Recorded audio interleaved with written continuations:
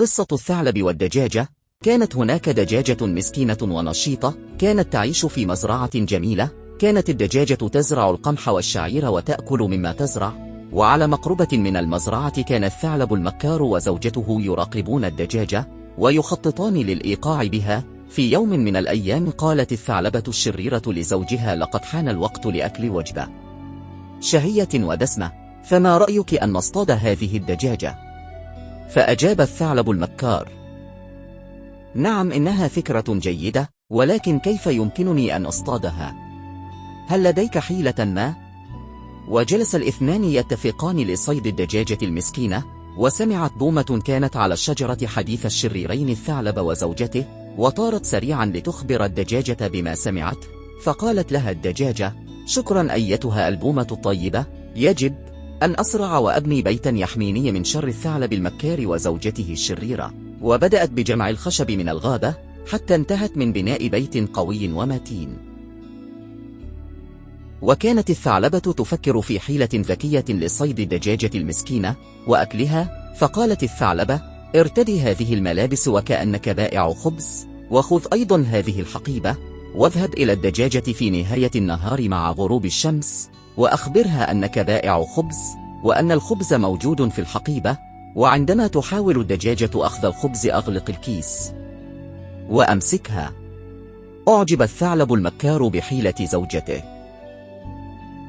وارتدى ملابس الخباز وذهب إلى بيت الدجاجة. قرع الباب ففتحت له الدجاجة، فقال لها: السلام عليكم أيتها الدجاجة الطيبة، أنا بائع الخبز، ولدي من الخبز الطازج ما تشتهين.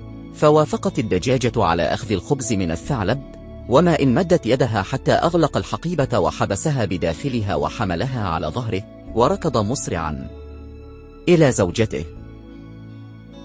كانت زوجته الشريرة في هذه الأثناء تقوم بغلي الماء في قدر على النار لتطبخ به الدجاجة المسكينة. ظل الثعلب يسير ويسير ليصل إلى بيته، ولكنه شعر بتعب شديد، فقال لنفسه: لقد تعبت من السير ومن حمل هذه الحقيبة الطويلة، لأجلس في ظل هذه الشجرة وارتاح قليلا. نام الثعلب وقد وضع الحقيبة بجانبه. فتحت الدجاجة الحقيبة بمخلبها وبمنقارها وخرجت منها، ثم أحضرت حجرا كبيرا ووضعته مكانها في الحقيبة، ثم هربت مسرعة إلى بيتها قبل أن يستيقظ الثعلب الماكر من نومه.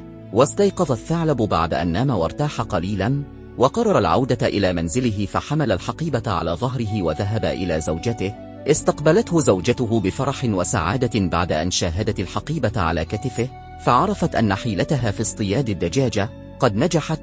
فقالت لزوجها: أحسنت يا زوجي العزيز، لقد حضرت لك قدرا من الماء المغلي، وسيكون الطعام الشهي جاهزا خلال دقائق.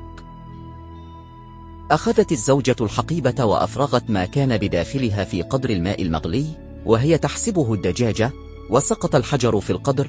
خرج الماء المغلي وأحرق الثعلب وزوجته. وهذا أبرز ما جاء في قصة الثعلب والدجاجة. يمكن القول إن قصة الثعلب والدجاجة تعطي درسا مهما، وهو أن كل من يحاول إيذاء الآخرين فسوف يعود هذا الإيذاء عليه، وسوف يقع في شر أعماله.